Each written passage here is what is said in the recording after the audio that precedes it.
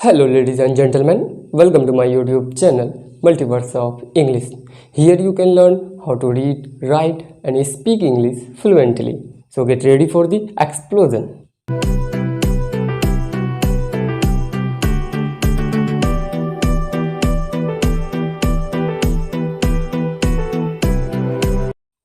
इस वीडियो में हम लोग सीखने वाले हैं इंग्लिश के छोटे छोटे बेसिक्स के बारे में, जिसे आपने और हमने बचपन में पढ़ रखा है, लेकिन हमें कहीं ना कहीं उनमें थोड़ा बहुत डाउट रह गया है। तो आज हम लोग कोशिश करेंगे उन छोटे छोटे डाउट को क्लियर करने के बारे में।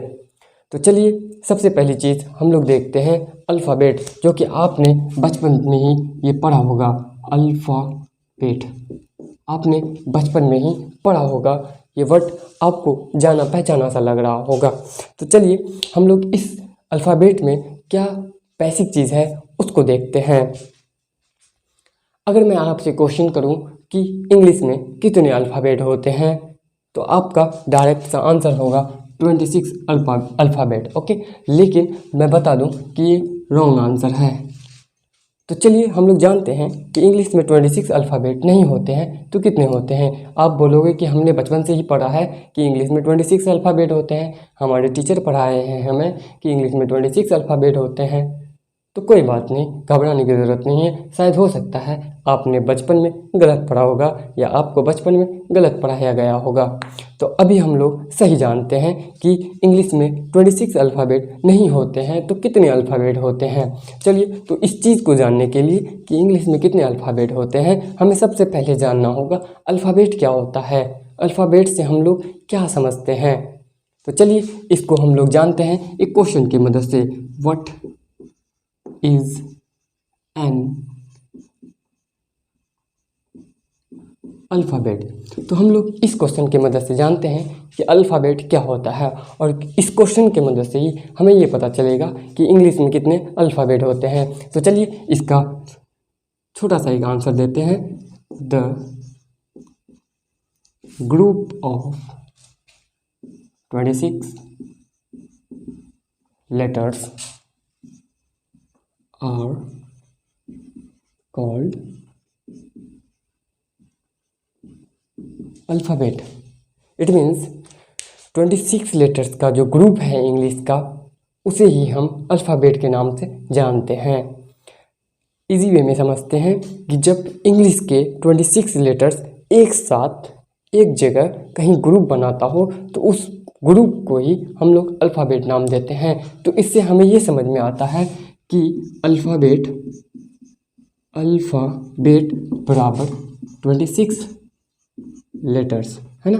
मतलब ये 26 लेटर्स के ग्रुप का नाम है, ग्रुप का नाम है अल्फ़ाबेट। इसका मतलब कि अल्फ़ाबेट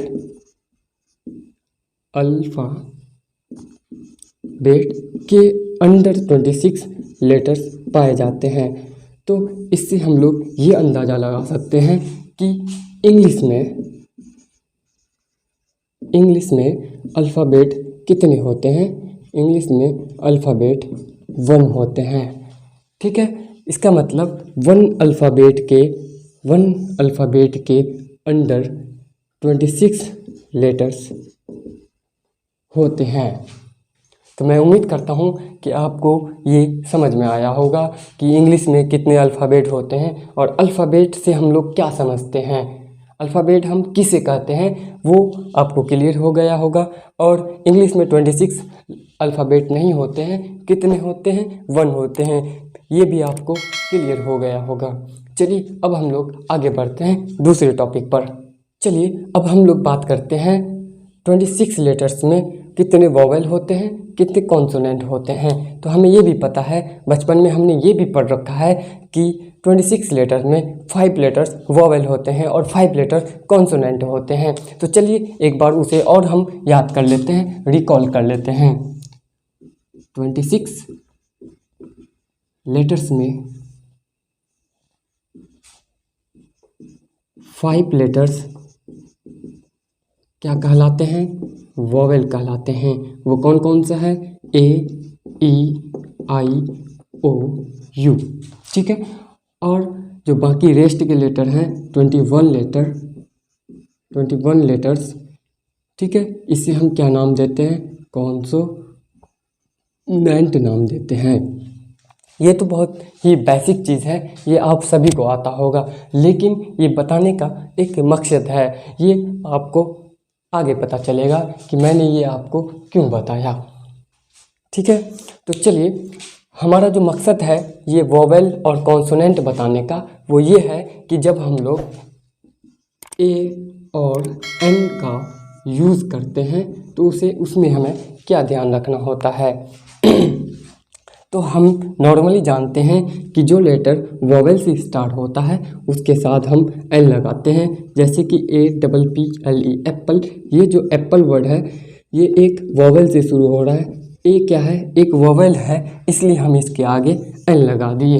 अगर यहीं पे बैट होता, ठीक है, बैट होता, ये जो बी है ये एक वोवेल नहीं है, क्या है, ये कॉन्सोनेंट है, इसलिए हम इसके आगे ए लगाते हैं, ठीक है। ये तो बहुत ही बेसिक चीज़ है जो कि आपको आना ही चाहिए। लेकिन अगर मैं आपको बोलूं कि यूनिवर्सिटी,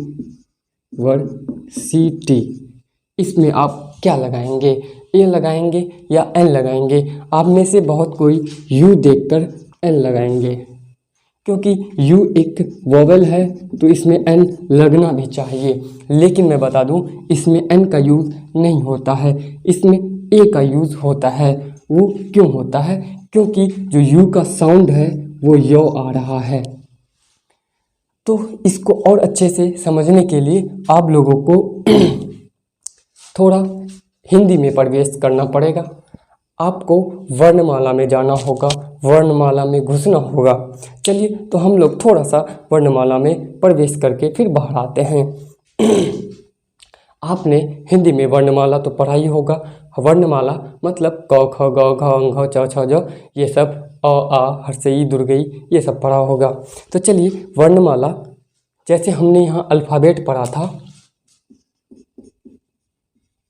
अल्फ़ाबेट को ही हिंदी में हम वर्णमाला कहते हैं।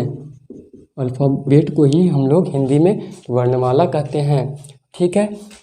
वर्णमाला में भी 37 या 38, नोट कन्फर्म, हिंदी में उतना ध्यान नहीं है तो माफ़ कीजिएगा, ठीक है। तो चलिए, 37 या 38 लेटर या 36, ये तीनों के बीच में कुछ अक्षर पाए जाते हैं। मानिए हम एक सपोज करते हैं कि 36 लेटर्स पाए जाते हैं, तो 36 लेटर्स में भी इसमें क्या होता है, जैसे हमने 26 लेटर्स को दो पार्ट में बांटा है, वोवेल और कॉन्सोनेंट, उसी तरीके से हिंदी वर्णमाला में जो 36 लेटर्स होते हैं उसको भी दो पार्ट में बांटते हैं। ठीक है, एक होता है स्वर वर्ण और एक होता है 36 वर्ण। ओके, लेटर को वर्ण बोलते हैं या अक्षर बोलते हैं, चलेगा। स्वर वर्ण और व्यंजन वर्ण।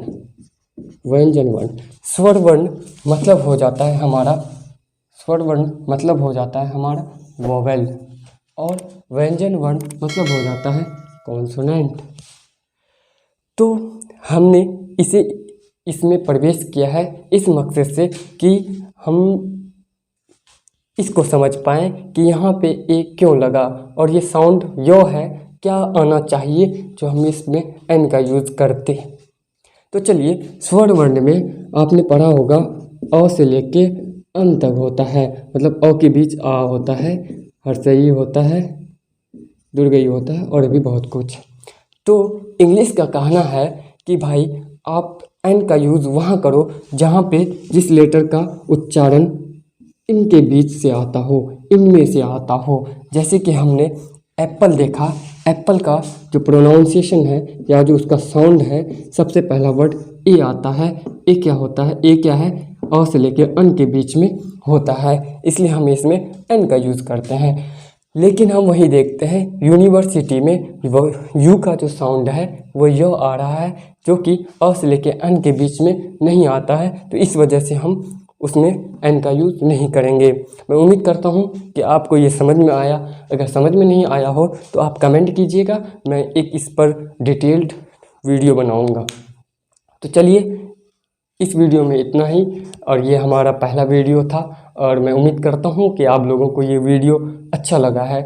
अगर आपको अच्छा लगा तो प्लीज़ वीडियो को लाइक करें, कमेंट करें और अपने दोस्तों के साथ भी शेयर करें। और अगर आप चाहते हैं कि आपको हमारा वीडियो मिलता रहे तो आप हमारे यूट्यूब चैनल को सब्सक्राइब करें और बेल आइकन को ऑन पर सेट कर दें। Thank you.